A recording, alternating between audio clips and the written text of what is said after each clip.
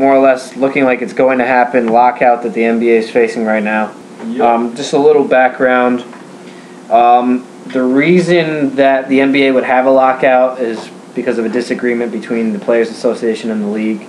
Right now, the league is trying to press a hard cap on the players, which basically means all salaries. I mean, salaries are controlled by the league right now, Yeah. but a hard cap as opposed to a soft cap would mean that no budging, no exceptions or anything.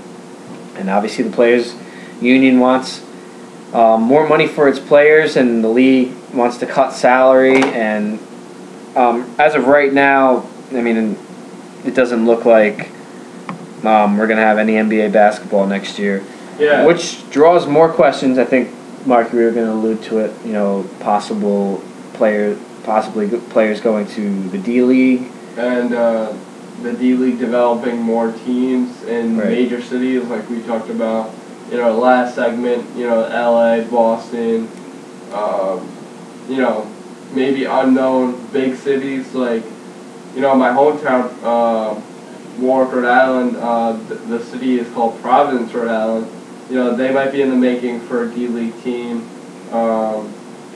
Maybe another team in Massachusetts somewhere, New York. I mean, there's going to be teams all over the place just because athletes are going to want to come down from the NBA to play basketball next year, for maybe a little less than they made last year. By a little less, I mean like a good amount. But, I mean, it's their fault. If they're not agreeing with the CBA, and they just want more money and more money and more money, it's going to cause more drama and more drama and more drama. Or as the rap song would say, more money, more problems. Right. And the union executive director, Billy Hunter, said last month he was 99% sure that there would be a lockout when CBA expires. That just shows, Well, that can also show that not only are they not only is it the players being greedy, but these two sides are just unable to come to a compromise. Right, I was just going to say. They're not willing to agree, which is ridiculous because the players are making absurd amounts of money. And right now, I think the maximum salary for an NBA team is, for a single player is $25 million. So, yeah. I mean, for a player to make and that's just one player. For a player to make $25 million a year, I mean, does a player really need to make that much?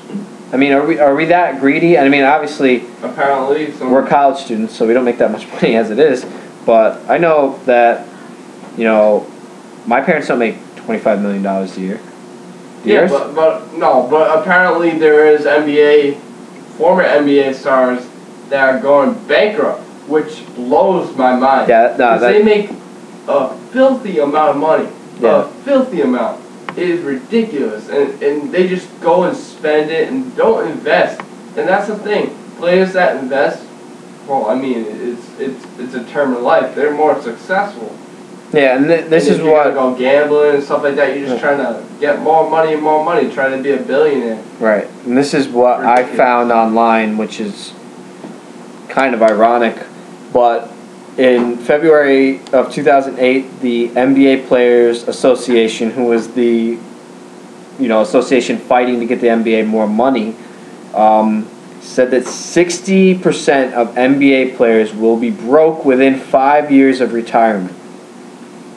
60% of all NBA players will be bankrupt after retiring for 5 years. Don't surprise me. Which doesn't make any sense to like me or probably the common folk, but it's true. And it's funny that the NBA Players Association came out with that because this is with a report like this. Obviously, the only reason they would do any research on this would to be to make their case stronger that the NBA players need more money because within 5 years of being retired they're going to be broke. Right. Which brings up another question. Let's just, and I don't know what the exact number is, but let's just say the average NBA career, because you do have a lot of players that come in the league for, a year or less. Yeah. Let's just say for the average NBA player, career length is 10 years, which is probably lowballing or could be a little higher than what it actually is. But let's just say for our show, the purposes now, that it's 10 years. And a player makes, I think the average player makes 3-4 million. Yeah, so, it's like 3.8 million or something. All right, so that's putting us near, 30 to 40 million dollars. And an average player can have a contract with a Nike or an Adidas, so they can make sponsorship money that way. But let's just say 30 to 40 million dollars you got in the bank. Boom, done. Where is that money? Where does 30 to 40 million dollars go in 5 years? I think it's more on the players. Bentleys, mansions. Right, which is my point. Tattoos. Why it's ridiculous that if you make that much money, that you can I mean, you were fine for those 10 years in the NBA, making all that money, but you can find a way to blow it in 5 years is beyond me. And maybe it's a combination of blowing it throughout the, let's just say 15 years, 10 years, and being retired for 5 years. I bet there's go ahead. I'll let you finish now. It's just it's more of money or money management, I think, with the players. I mean, the Players Association isn't going to tell you what they did with their money after 5 years of being retired, because it would obviously hurt their cause. But 60%, and that was 2 years ago, so it's not too far away. 60% of NBA players will be broke within 5 years of retirement. Yeah, and to talk about this bankruptcy, I mean, some of these players probably didn't go to college